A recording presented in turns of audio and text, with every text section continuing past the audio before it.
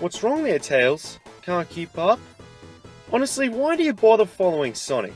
Why don't you just appear on the plane? In fact, why can't both of you just use the plane from the beginning? Save lots of time and effort. Because if they had, we wouldn't witness Sonic being bigger, better, and quicker than ever. So quick that Sonic can almost leave the screen! I already mentioned the origin of Sonic the Hedgehog in my review of the first game. Sonic was created by Sega to rival the Nintendo giant Mario. Sonic did his job well, threatening Mario's dominance as a video game icon. A sequel was in the works. This was incredibly important to Sega, because with the release of the Super Nintendo, along with Super Mario World, how could Sega still draw gamers in? By cooking the same meal with added ingredients. Released in 1992 on Sonic Tuesday, Sonic the Hedgehog 2 for the Sega Mega Drive exceeded expectations. You can just tell by the level title screen that this game is going to be better in every way. But firstly, I'll explain the parts in which the first and second games were similar, the controls and gameplay. Like the first game, everyone jumps, you spin attack, roll down hills or into enemies, you get the picture. Another thing that makes the game so similar is the plot. Dr. Ivor Robotnik is out to steal the Chaos Emeralds, and it is up to Sonic the Hedgehog to stop his evil plans yet again. Only with a useless sidekick this time. Sonic the Hedgehog 2 begins to differ with a new addition that became a signature move for the rest of the series. The Spin Dash. Basically, you can go from a standstill to a dashing speed, and this makes it so much easier to get out of tight situations like loops and ramps. But wait, there's more! The graphics were brilliant in Sonic 1, but Sonic 2 makes the first game look dull. The levels are not just more colourful, but more interactive, like going through pipes in a chemical plant, advancing through as the pink chemical water levels increase, using levers in a mystic cave, betting your life away, standing on a plane. And this was one of the main things that got me hooked to this game as a kid. I loved the stuff you could do on the levels itself. In saying that, there are a couple of problems with some zones. Take Casino Night for example. It's a very beautiful looking zone, but a very easy one. To me it's like taking a break from the game because the only enemy is this thing, and Robotnik. That's it. But what I really enjoy doing is getting as many rings as possible, and I'm always desperate to reach 1,000 rings. Because there's a 10-minute time limit, getting 1,000 rings while beating the zone in less than 10 minutes is near impossible. You just gotta get lucky in the slots. I have such a gambling problem in this game. Nonetheless, a lot of the zones are just fine. The first level is quick and straightforward, the zones get longer, and the difficulty increases as you advance through the game. And as you do advance, you look behind as Tails is making a name for himself as a punchline. I already mentioned before how Tails is more useless than tits on a bull. The best way to stop him from being a liability is to tell Sonic to get stuffed and let Tails stop Robotnik himself. So he had infinite lives when you control Sonic. Lo and behold, you control Tails, he only has 3 lives. Can Tails get any more pathetic?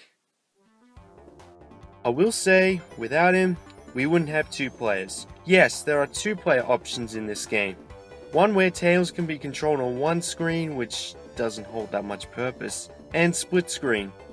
And it's not just watered down zones. These are full levels of Emerald Hill, Casino Night, and Mystic Cave, where it's not just about beating your friend to the finish line, but also collecting the most rings and points.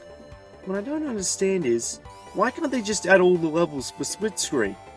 Maybe the lag will be catastrophic? That can be a problem sometimes, but it's still an amazing addition for your friends to enjoy. Also, you can battle against each other by getting the most rings in the special stage. And this is yet another new addition to the game. The special stages have been replaced with 3D. Who doesn't like 3D effects on a Sega Mega Drive?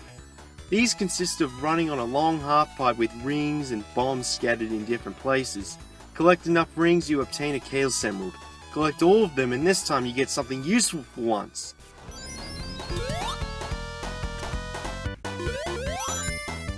I was always curious about Sonic's obsession for rings. I mean, how many times has he been married? That might explain why Sonic can't stand Amy Rose. He's been through so many women in the past, he doesn't want to be in a relationship with anyone at this time. But this game truly answers his obsession for rings better than any game in this series. As soon as you have 50 rings, Sonic can transform into Super Sonic and makes him invincible, faster, and jump higher. Now I really gotta give Tails credit for his persistence. Man, it must be harder for Tails to keep up than for Sonic on Dr. Robotnik's ship. Which is another thing I praise this game for, the difficulty. First game you can beat in an hour with ease. As I said before, the game starts off piece of cake, but as you get to the Metropolis zones, good lord. The game shows no mercy, and the final boss, one mistake, you lose.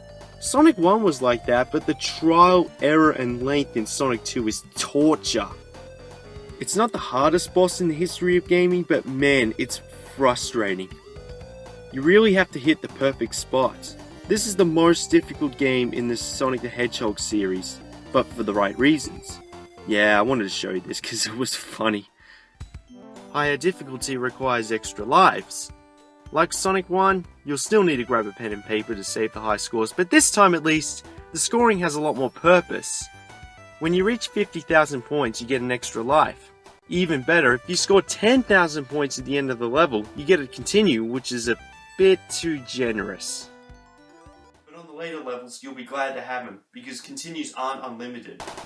If Mario was real and saw this game being released, he literally would have taken a huge dump in his pants. Sega weren't aiming for second place, they wanted to win and take over. This was one of the reasons why Sega were able to take the lead against Nintendo in the console wars by controlling 55% of the US video game industry at the time. The other reason being Mortal Kombat, but we'll talk about that in the future. It's about Sonic and Tails. The first Sonic the Hedgehog got an 8 out of 10.